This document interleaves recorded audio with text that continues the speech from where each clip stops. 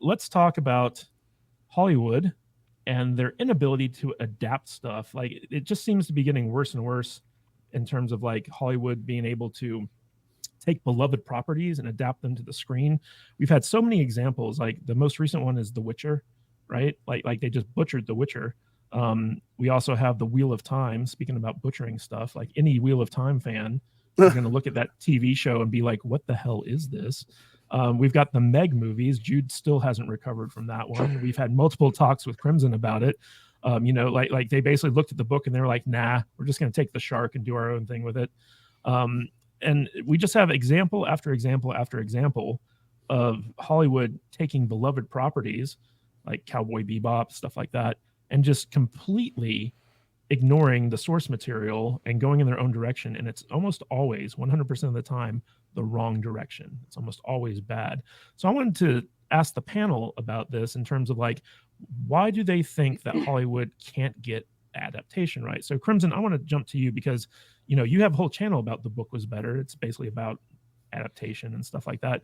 So why is it that Hollywood is just so terrible at taking a roadmap that's already printed out for them with a built-in fan base and just saying, nah, screw it, we're going to do our own thing? If you had asked me that question 5 years ago, I would have said it's just a matter of timing because you've got, this much book, but this much time to actually fit into a 2-hour movie. So they've got to make some essential cuts. They've got to get rid of some characters. They've got to remove some subplots and the like. It's all just going to be part of the process. Sometimes it's going to be okay. Sometimes it's going to suck entirely. Very rarely is it an improvement. Um, but these days, it feels like the writers who are making these are too busy inserting themselves or their own ideals at the cost of the story itself. There is a very particular art when you're writing, and I'm trying to go through this myself, writing my own books. You cannot make your ideals completely infallible. You have to be able to actually challenge yourself, challenge your ideals, and try to balance both sides of the argument. Speaking of Star Trek, that's something that they used to do exceptionally well, where you would have a difficult political situation and you would say, okay, here's side A, here's side B. Both have some particular points that they want to raise. Um, but these days, it's all about, okay, here's side A, side B is literally Nazis. And then you go from there. Literally, It yeah. is it is not a fun way to actually write a story or engage with an idea. And as a result, we've seen property after property getting taken down by writers who swear they know better when they have no life experience themselves. Vader, we had lots of conversations about the adaptation of Anne Rice's stuff, where basically we had an interview with a vampire TV show, which completely changed so many elements of the books. And then you had the Mayfair Witches, which basically it was like a completely different show from the books. And I know Jude was particularly disappointed because she was like, she loved those books. And she was like, why can't they just take the books and put those on the screen? Why do they have to make all these changes? And especially with Interview with the Vampire, because they made that show, not that there's anything wrong with this, but extremely gay, like way gayer than anything that Anne Rice put in the books, I think. So the question becomes, it's like, why do they keep doing this, especially when they know that like they're alienating a large portion of their built-in fan base? You're muted, Vader. Well, I think it's like you said, these modern writers that are out there on the picket lines and stuff right now, they all have this thing where they think they want to write things based on old product for a modern audience, right? And to them, their modern audience, they think we're all a bunch of woke weirdos out here that need to have all of their weird wokeness inserted into everything that's on TV. And I think the message is being put out there that we don't. Um, the Aldine thing, the song, the Bud Light stuff, the Target stuff, this stuff is coming around to where I think there's a message that's being sent that we're tired of your nonsense and your inserts and all of your weird perverted shit, for lack of a better word. Um, You know, I think they're just trying to insert way too much of that stuff into these new shows that they're putting in there. It's everywhere. It's in our comic books. It's in our movies. It's in our television. You know, all these people are out there on strike right now, right? On the picket lines, the actors and the writers and everything. I don't sense a lot of support from the real world for any of these people. In fact, I kind of sense the opposite. I sense that people want kind of a reset, for lack of a better word. I just think things have to change, and I think people are just tired of all this weird stuff being inserted into these properties that we like. And yeah, it's like you said, like the uh, the vampire movies, the Anne Rice stuff. It's like Anne Rice, she was progressive. She had some weird stuff in those books, but they took the interview with the vampire stuff and completely changed it. Everything from the races of the characters, they made them just completely They're super gay, flaming I guess. gay, bro. I Flaming, watched the flaming. entire series. They are Yeah, I mean, flaming. I did not expect that level of gay. Right. I couldn't get past the second episode. I said, this isn't an interview with the vampire. Oh, it was so you know, gay. and it's in all the series out there. You can't get away from it. And it makes it hard. It makes it hard to want to support things that have been changed so much from the source material just for I don't even know the word I'm looking for, just for virtue signaling and stuff.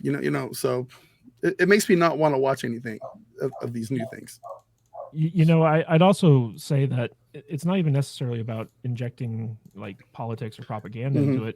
Like Kyle, with the Wheel of Time adaptation, they made it a point to try to be like, who's the dragon? That was the mystery. It could be a man, it could be a woman, but everyone who's read the books, it's like, we know who the dragon is. It has to be a man according to the lore of the books. Yeah. Yes. Yeah. So like that alone, like that change right there, where they were trying to make it the central mystery of this first season, like everyone who, like the built-in fan base for the book, they're like, what the hell is this? Why are we wasting so much time on like who the actual dragon is? We all know it's Rand. So like, couldn't it be like a winter wyvern, which would be female?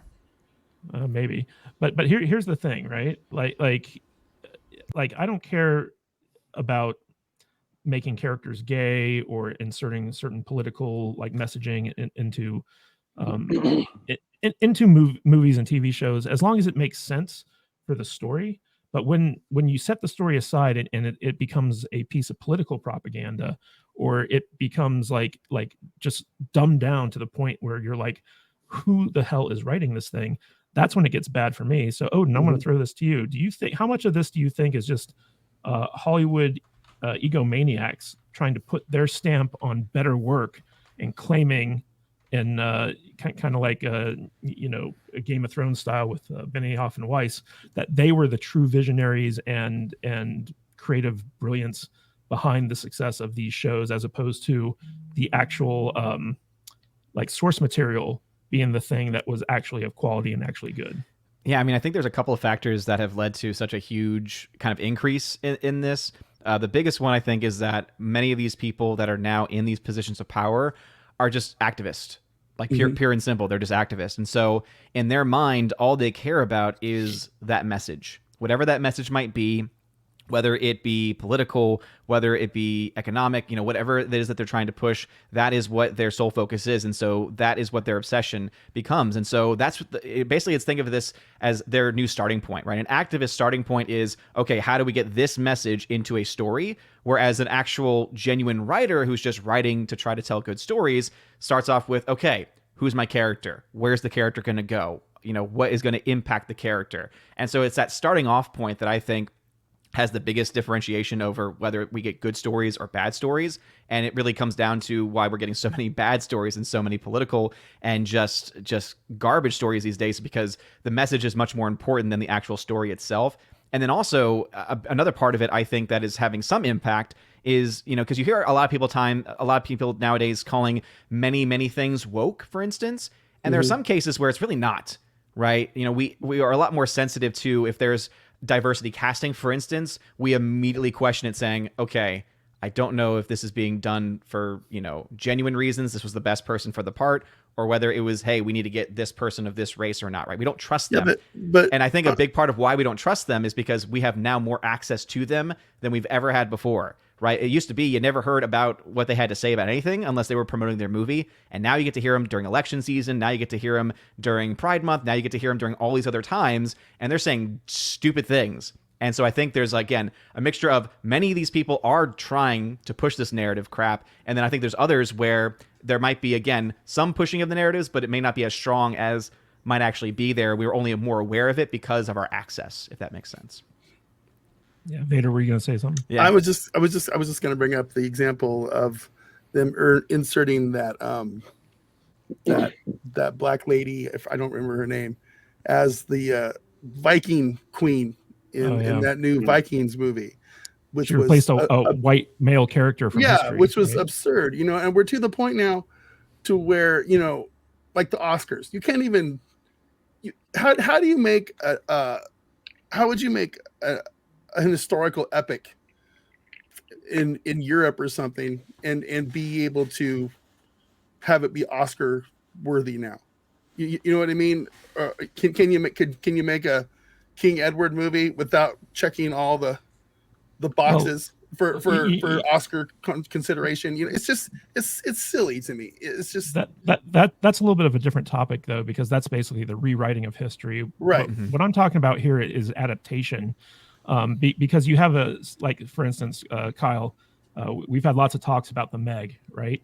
Oh, in the trailer for the Meg 2, we have Jason Statham on a jet ski doing a 360-degree harpoon maneuver in slow motion to the song Barracuda, whereas in the books, his character is actually more of a thinking, he's a retired Navy captain. He's more of a thinking man's action hero as opposed to Jason Statham. and I can understand to a certain extent wanting a more kind of action hero-y leading character fighting a giant shark. At the same time, the changes that they've made to the books are so drastic that you have to wonder, it's what are they actually thinking about? Because the reason you adapt books is because there's a built-in audience for those stories. So Brian, go ahead, Kyle. I was going to say one thing that I commented on the first trailer that came out for the second Meg movie. The only scene out of that was because I've read the Meg books. I love the Meg books. They get worse as they go on, but the second one, Trench, is actually pretty good. But the only scene out of the trailer that was actually from the book was the opening one when the Meg ate the Tyrannosaur. That was the only genuine scene from the book. Everything else is completely made up. It's absurd. Huh. Yeah. I think Brian, the whole thing's made up, bro. Yeah, You know what I books mean. are made up. Brian, I watched the interview with the Vampire TV adaptation, and all the gay stuff didn't really bother me all that much. I actually thought it was kind of interesting what they did there, because they made it like a unreliable narrator type thing, where basically the original Interview with the Vampire movie was told from a different perspective than what was the real perspective. So they actually gave some justification for their changes in that, which I thought was kind of clever. But for the most part, it just seems like Hollywood, they keep taking these beloved properties like Cowboy BeBop, for instance. How do you screw up Cowboy BeBop? It's you literally just have to remake what's in the cartoon. Yeah, right. Yeah. Cowboy BeBop is also a super frustrating thing as someone who is really into the cartoons. Yeah. So why do you think Hollywood just can't fucking adapt anything? Just look at what they did to The Witcher. It got to the point where Henry Cavill, he's like, this is not The Witcher anymore. I'm quitting because you've strayed so far from the source material. And the wildest thing is Henry Cavill, someone who the fans adore, almost pretty much made for the part. I mean, perfect. He actually plays the games religiously. He's an actual religious fan of the games that he's trying to portray. He's trying to make the absolute best thing possible. See, they don't actually. I don't think they actually want what's best for the fans. I think that all these creatives, what they want to do is they want to represent their version of something. I don't think they're giving option. They're getting a lot of options. Someone goes to their agent and says, "Hey, I have a position open for this job on The Witcher. You ever heard of it? No, but a job's a job. And they get there, and their immediate thought is not, let me learn the decades worth of lore or source material, books, games, whatever, that would allow me to craft something that not only that I'm proud of, that fans will love. Their first thought is, how can I make this mine? How can I put this mark on it so that when it's successful, not because everyone thinks it's going to be successful from their perspective, when it's successful, people see my unique vision. I think it's very selfish. A lot of people say it's a progressive thing. They're trying to push this narrative. Maybe so. But I don't think that's the actual motivation. I don't think the motivation is to push some narrative that they've all agreed to in some ceremony in the middle of the woods worshiping an owl. I think that most of them believe that way, and they're putting themselves on the paper, and I think it's selfish. They want to make a version of this IP that is their version, that is their vision, so that if it's successful, they get the credit for it. I think that's what it is. Now, because so many of them live in this echo chamber that is Hollywood, where everything's all super gay and progressive. That's all I can think of. I know. I think that they put it on paper because they're sitting in that echo chamber, and they want to also they don't want to just put their name on it and their own spin on something, but they also want to impress their friends that they're going to coffee with. See, Shane did this thing once where he looked at the demographic for, like the very liberal LGBT type person, and the rest of the United States, it's like a whopping like 6%, but in Hollywood, it's like 78%. Like the vast majority of that 6% lives in Southern California. So a lot of these people that are like operating in these circles, like the world to them, that's their world. Like they're operating in an echo chamber, and that's the world to them, and they're trying to be representative of the world. And I don't support it. That it's if you get called to create, let's say Star Trek, just for example, I don't know, you get called to create Star Trek, and you're some like 27, 28-year-old gender study student who's trying her hand at writing, and she knows the right people. Regardless of your politics, you should consider going back to the last 70 years and drawing inspiration from what you know has been successful. Same with Witcher, same with anything. Anything you're creating that has a history, a proven history, a foundation that everyone has pretty much objectively decided is successful. From a business perspective alone, you should consider and draw from, inspired from that core foundation that everyone already loves. I don't know why you're trying to put all this work into it. I don't think it's a motive. I don't think it's like we want to ruin the world or we want to make everything weird and complex and divisive. I really believe that they're living in an echo chamber and they're trying to put their selfish spin on whatever they're doing. Well, there you go. Hey guys, if you could do me a quick favor, if you like this episode and it tickles your fancy or any other episode that we've done in the past, share it on social media and tag us in that post so that we know you're talking about us, and we will immediately jump onto that app and we will respond to your tag, and we can talk about what you like about the episode and possibly talk about something that we might want to cover in the future. And we would love to bring you in our community. We have a wonderful Discord app as well. There's a bunch of people in there that just love chatting with us.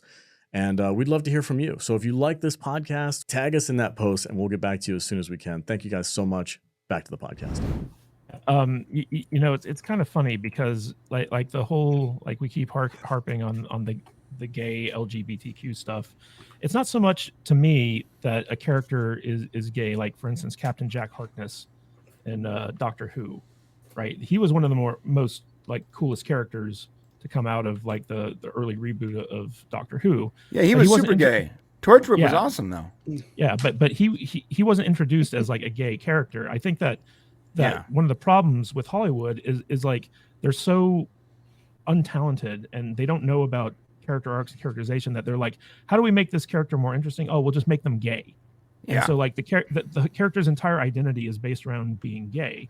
Whereas we all know that, like, you know, sexuality is just like a part of someone's identity. It doesn't define who they are necessarily. Right. And so, yeah, like, and every one of these characters are so one-dimensional because like their entire character is wrapped into what their sexual preference is, Yeah, which is yeah, silly. and That's there- not how the world works. You end up getting characters like Lando Calrissian. All of a sudden, he likes to hump droids. Well, and the Because- crazy part is because that, reasons, you know, it's such a weird. and you have this thing to great me. actor who actually looks the role, who Mhm. loves the source material, right? Like honestly, Donald Glover's awesome. You have this great actor who loves the source material, who looks the part, and he's ready to do what it takes to like nail this role. Perfect opportunity. Yet you write him all this garbage that completely ruins the character before he even has a chance to make it special. That was the most frustrating thing about Han Solo, about the Solo movie, by the way. Yeah. I mean, what's crazy is it's gotten to the point where, like, if I'm watching like an original TV show or like a movie or something like that, I can tell, like, when like two women are on screen together, I'm like, oh, eventually they're gonna fuck, right? like those two are super gay for each other. That was one of the big things about the Wheel of Time adaptation, where like basically everyone was gay in that show, and that wasn't from the books. Yeah, that- you know, yeah. at least from my think- memory. And that's why In I the think books, it's, they were all women, right? But they weren't gay. and that's why I think ultimately it's not even just right. A part of it is that now you have all these activists that are in these roles, but then also the entire philosophy of the culture has also changed, because now what is being taught to a lot of people, especially as they're growing up in their formative years, oh, your race is your identity. Oh, your orientation is your identity. That is who you are. That is the very, very core of your existence. And so it makes sense that when these activists, or just when these people who are impacted by the activist, go into the real world and start writing stories, how are they going to write the stories? They're going to write them the way in which they've been taught to, because that is what the perceived culture is at that time. And so it's just, again, this ever defeating, self-defeating proposition. and that's dangerous, because that's dangerous because that's a really bad way of looking at the world. Yeah. Like But- in your little echo chamber, it looks okay, but it ultimately leads to a lot depression. It leads to, honestly, suicidal stuff. It leads to an entire generation broken by their lack of actual identity, because they're so wrapped up in their sexual identity. It's crazy. I think it has a lot to do with the obsession of labels that a lot of people have these days, especially in Hollywood circles, because you have very minute aspects of a personality, race, gender, sexuality, and things like that. Oftentimes, when you're writing a character, you want to start off with backgrounds, goals, ambitions, hopes, dreams, things like that. What they seem to do a lot of the times in Hollywood is they'll start with those basic layouts, the race, gender, sexuality, and all that, and attach more meaning than is really there in the first place. This character is gay. That means this, this, this, this, and this. This character is black. That means this, this, this, this, and this. Stereotyping. really- yeah.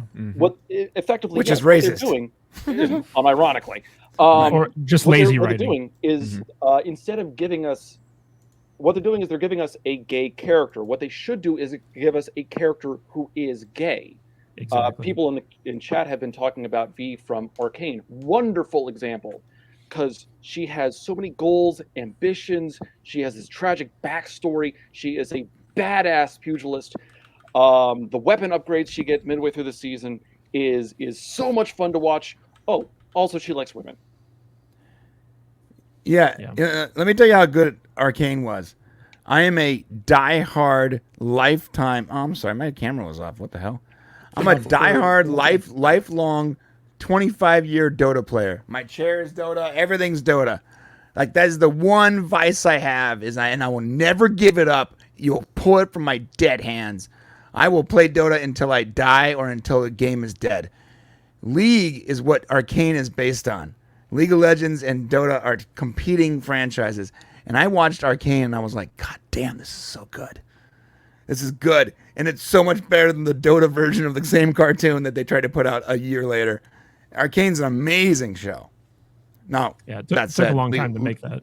League of Legends is garbage, regardless. So, But that was an adaptation done right by all it accounts. really was. So real quick, I want to call up some super chats here. So Gavin Blackburn for £1.49. Like, see how I did that? Good to see you back, Gavin. We had a little bit of an issue where someone banned him on our channel. We don't know who, but Wasn't me. I glad swear. to get him back. Even though you never Right. give me super stickers, I'm just saying.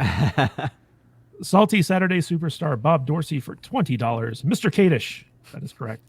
As a bisexual top, I am sick of seeing all this gay sheet. All I want is a good story with good writing. Watch Arcane. Pretty sure V might be a gay, or Vi. Yes, Vi might be a gay. Didn't add or subtract from the actual goddamn story. Agree with you 100%, Mr. Dorsey. It's just kind of like, I feel like a character's sexuality just needs to be an element within like the overall story. It doesn't need to be the focus of that. What really gets me is where you take like characters who, you know, sexuality is not part of the fabric of, you know, how they're being written, and all of a sudden they're gay for each other, and they just gay out for like the rest of like the show or something like that. You mean Picard season 2? Yeah. Jesus, seven of nine and Raffi. Just instantly, like there was no setup for that. All of a sudden, they're holding hands. That's the a weirdest great. thing. It's a great example. Great example. Hey, by the way, real quick, Bob, bisexual top, you say? Brian's all over that. Ooh, comment, Twinks is coming out. Twinks is coming out. Exactly. But yeah, you know, like it's kind of funny because I feel like gay, like homosexual people, they're just like, hey, just treat us like normal people. Like it doesn't have to define us. Hollywood's just like, no. Like you have to do your own thing. Yeah, I saw this meme once where it was like, the first panel was like, gay people just wanted to be treated like everyone else were normal, and the second panel is that same gay guy with like pink dildos on his head running down the street in a parade with flags. It's like, all right, come on, you're making this really hard, dude. You're making this hard. Like, we want to normalize it, but that shit ain't normal, dude. I don't know what to do with you, man.